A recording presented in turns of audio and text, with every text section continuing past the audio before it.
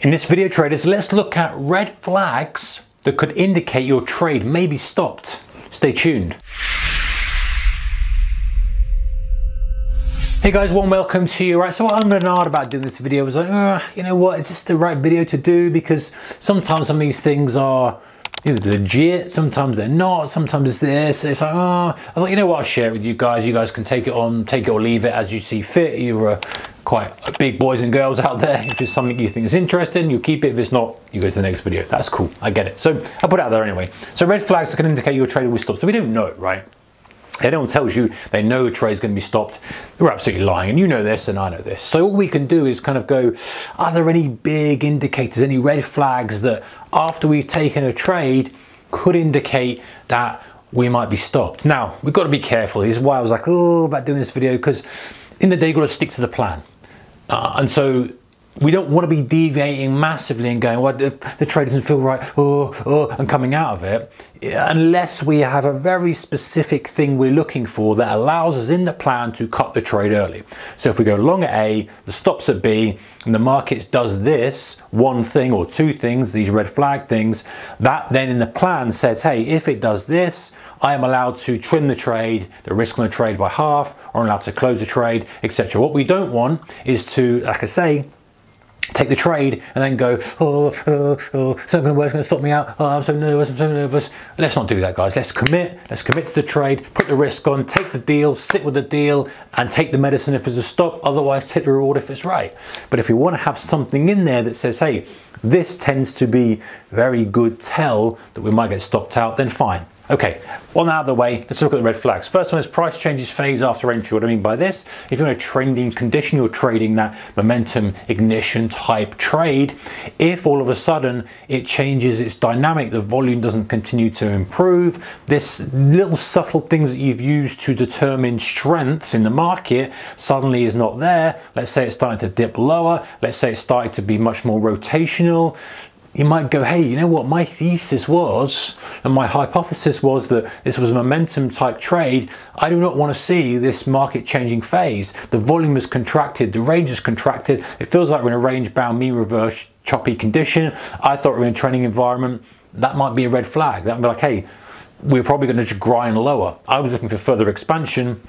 It feels like we could just drift and drift and drift here because of the volume, because of ATR, etc. That might be a reason to cut the trade or reduce the risk. You know, it might be a red flag for the trade. Nothing on this price continues to exhibit one-way supply-demand imbalance. This is perfect if you are trading mean reversion, exhaustion, capitulation, that type of stuff. You're going on a trend, pushing down to lows, you feel like exhaustion, you go long.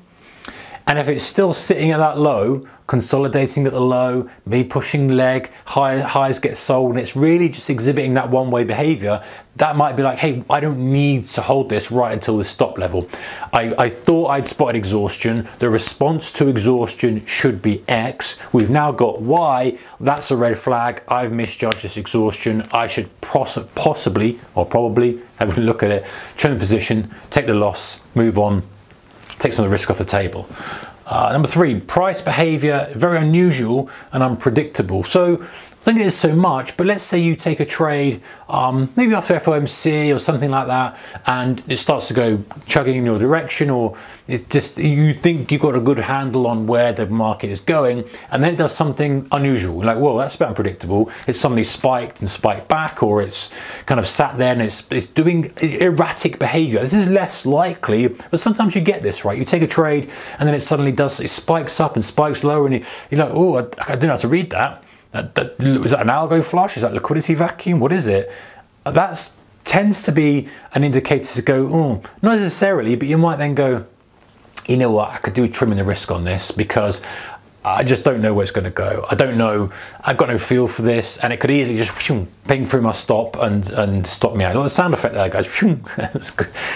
Just pulled out that sound effect from nowhere. Last one, time passes with no evidence of direction. This is an absolute obvious one. I absolutely think that you should have a time-based stop in your plan. I do, something to consider if you don't already, and that is like, okay, I've taken this expecting a rotation back to here or continuation, and price just does nothing. And you're like, you're not really getting anything here, and it just sits there. and you get frustrated and maybe it's ticking around doing this, and then it becomes, the longer that goes on, okay, some specific strategies and setups require that, not many, but some do. As it goes on, then the probability of that working becomes less and less and less and less and less and less, until you're almost at a 50-50, because the rhythm and structure that sucks you in, that sounds like you shouldn't get, that attracted you to the trade, let's say, the rhythm and structure that attracts you to the trade and made you take the trade, is now no longer valid, because the further and further that goes on with time, the weight of that dissipates and you're left with this choppy random market. And so absolutely, I think it's a red flag if prices are sitting there doing nothing, and it's different to consolidating in a structured manner or a high type flag. There's a certain time limit to that, but if it's just drifting and it's accepted new level, then it's like, okay, oh, I really got the momentum to push to another leg? Is it really the mean reversion trade I thought it was? And that might be a red flag that you're going to be stopped.